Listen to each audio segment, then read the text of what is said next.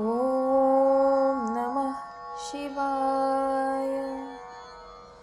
कैलासराणा शिवचंद्रमौळी फणींद्रमाथा भ्रुकुटी झळाळी कारुण्य सिंधू भवदुःखहारी तुझ वीण शंभो मज कोण तारी तुझ वीण शंभो मज कोण तारी।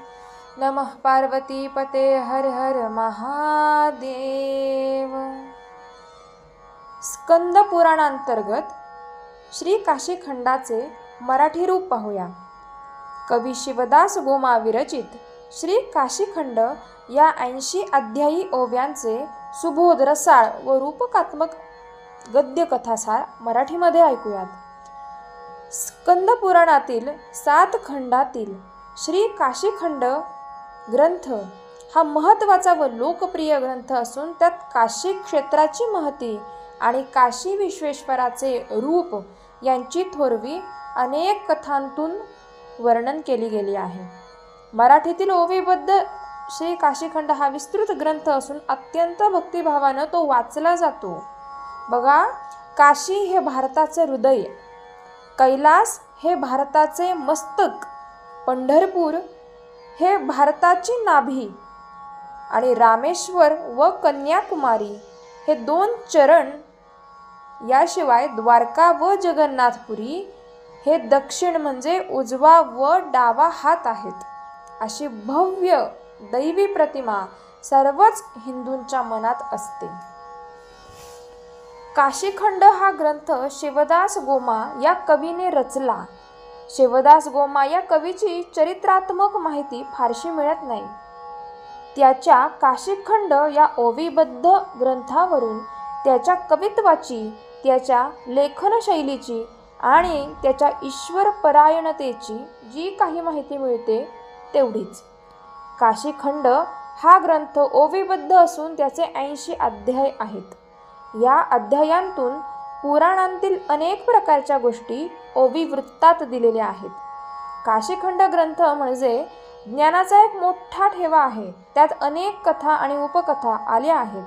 लक्ष्मीचा जन्म, समुद्रमंथन, मोहिनी अवतार, कार्तिक स्वामींचा जन्म, पार्वतीचा कुबेरास वरप्रसाद, ब्रह्मदेवाची जन्मकथा, बुधाची जन्मकथा, कद्रू आणि वीनता यांचा वाद, भृगु ऋषींची कथा, दिवोदासाचा अश्वमेध, गयासुराची कथा, 12 आदित्यांची कथा, इंद्राने दुर्वासांचा केलेला अपमान, कालभैरव, अगस्ती, ध्रुव यांच्या कथा, अशा अनेक कथा काशीखंड या ग्रंथात आहेत।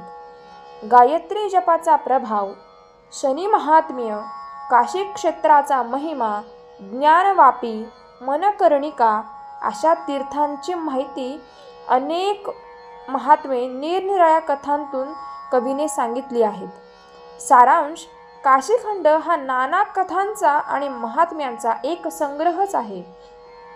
काशीखंडाची कथा भगवान शंकराने मोठ्या प्रेमाने पार्वतीला सांगितली। तीच कथा व्यास ऋषींनी वैशंपायन यांना सांगितली। अगस्ती मुनींना ही कथा शिवनंदन कार्तिक स्वामी यांना सांगितली। ही कथा ऐकून अगस्ती ऋषी आणि लोपामुद्रा हे दोघे संतोष पावले। तीच कथा मराठी भाषेत शिवदास गोमा या कवीने ओवीबद्ध केली, अशी या ग्रंथाची भूमिका आहे। 80 अध्यायांचा प्रचंड ओवीबद्ध ग्रंथ वाचण्याअभावी हे गोष्टीरूप कथासार वाचून वाचक संतोष पावत हीच इच्छा आहे। कर्पूरगौरं करुणावतारं संसारसारं भुजगेन्द्रहारं सदा वसन्तं हृदयारविन्दे भवं भवानी सहितं नमामि। मङ्गलं भगवान् शम्भुः, मङ्गलं वृषभध्वजः, मङ्गलं पार्वतीनाथो, मङ्गलाय तनोहरि। सर्वमङ्गलमाङ्गल्ये शिवे सर्वार्थसाधिके शरण्ये त्र्यम्बके गौरी नारायणी नमोऽस्तु ते। ॐ नमः शिवाय। ॐ नमः शिवाय। ॐ नमः शिवाय।